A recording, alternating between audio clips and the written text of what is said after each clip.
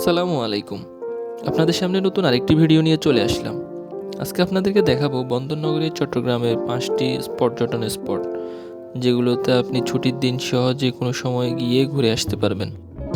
আপনি যদি আমার চ্যানেলে নতুন হয়ে থাকেন, চ্যানেলটি সাবস্ক্রাইব করে দিন এবং পাশে থাকা বেল আইকনটিতে ক্লিক করে দিন, যাতে পরবর্তী ভিডিও সবার আগে নোটিফিকেশান আপনি পেয়ে যান। এছাড়াও ভিডিওটি ভালো লাগলে বন্ধুদের মাঝে শেয়ার করে দিন। ধন্যবাদ। পতেঙ্গা সমুদ্র সৈকত। চট্টগ্রাম শহর থেকে 14 কিলোমিটার দূরত্বে অবস্থিত পতেঙ্গা সমুদ্র সৈকত বাংলাদেশের সুন্দর ও জনপ্রিয় সমুদ্র সৈকতগুলোর মধ্যে অন্যতম।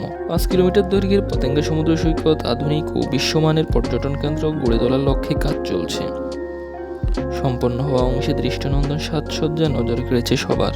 পতেঙ্গায় রয়েছে স্পিড বোটে চড়ে সমুদ্র ঘুরে বেড়ানোর সুযোগ।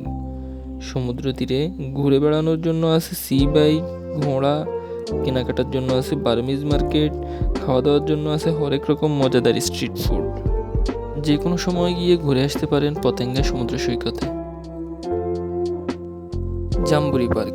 বাণিজ্যিক নগরী চট্টগ্রামের আগ্রাবাদে SM মোরশেদ সড়কে গড়ে তোলা হয়েছে আধুনিক জাম্বুরি পার্ক। 2018 সালের আগে প্রায় 8.5 একর আয়তনের এই জায়গাটি পরিত্যক্ত অবস্থায় ছিল। জাম্বুরি পার্কে 65 প্রজাতির প্রায় 10,000 গাছের চারা রোপণ করা হয়েছে। আর দর্শনার্থীদের হাঁটার জন্য সবুজ ঘাসে মোড়া এই পার্কে রয়েছে 8,000 ফুট রাস্তা, দৃষ্টিনন্দন লেক এবং বর্ণিল জলের ফোয়ারা নির্মাণের ফলে সন্ধ্যায় আলো আঁধারির মেলবন্ধনে এক চমৎকার দৃশ্যের অবতারণা হয়। তখন পার্কটি অনেক বেশি সুন্দর লাগে। পার্কটিতে প্রবেশের জন্য কোনো ফি লাগে না। শরীরচর্চা ও প্রাকৃতিক মনোরম পরিবেশে সময় কাটানোর উদ্দেশ্যে জাম্বুরি পার্ক নির্মাণ করা হলেও ছুটির দিনগুলোতে এখানে উপচে পড়া ভিড় থাকে।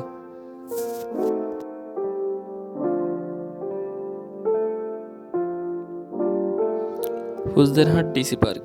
2023 সালের জানুয়ারি মাসে চট্টগ্রামে জেলা প্রশাসকের উদ্যোগে ফুজদেরহাট বিআইটিআরই হাসপাতালের কাছে একটি সরকারি জমি দখলমুক্ত করে সেখানে একটি ফুলের বাগান তৈরি করার পরিকল্পনা করা হয়।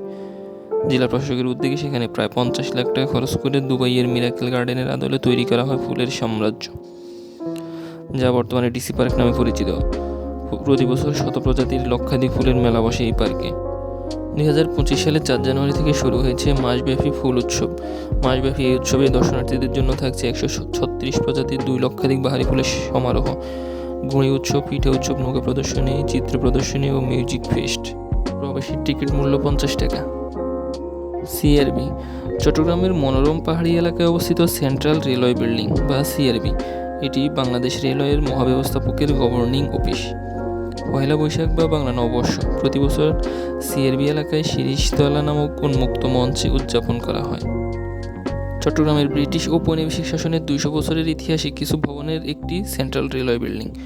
1760 সালে ব্রিটিশ শাসকরা নবাব মীর কাসিমের কাছ থেকে চট্টগ্রামের নিয়ন্ত্রণ নিয়েছিল এবং ভারত বিভাগের আগে 1947 সাল পর্যন্ত এটি শাসন করেছিল। তাদের শাসনকালে তাদের প্রশাসনিক কাজের সুবিধার্থে বেশ কয়েকটি ভবন তৈরি করেছিল এবং এই বিল্ডিংগুলোর মধ্যে একটি হলো CRB। প্রতিদিন বিভিন্ন স্থান থেকে মানুষ এখানে ছুটে আসে নিরিবিলি সময় কাটানোর জন্য এবং এখানে অনেক ফাস্ট ফুডের দোকান রয়েছে। এখানে রয়েছে অনেক শতবর্ষী গাছ।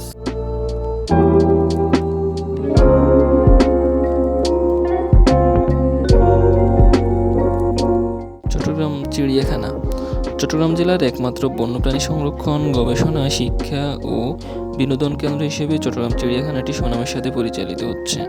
10.2 একর জমির উপর প্রতিষ্ঠিত চট্টগ্রাম চিড়িয়াখানায় বাঘ ও জেব্রা এছাড়াও রয়েছে ভাল্লুক, সিংহ, হরিণ, উল্লুক, বানর, মেছো বিড়াল, চিতা বিড়াল, অজগর, বাগডাস, উট পাখি, ইমু, গয়াল, কুমির, ময়ূর, ঘোড়া, বক, টিয়া সহ 66 প্রজাতির 620টি পশু পাখি।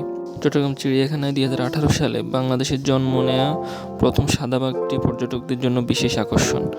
হাজার হাজার মানুষ এটি দেখতে প্রতিদিন ভিড় করে।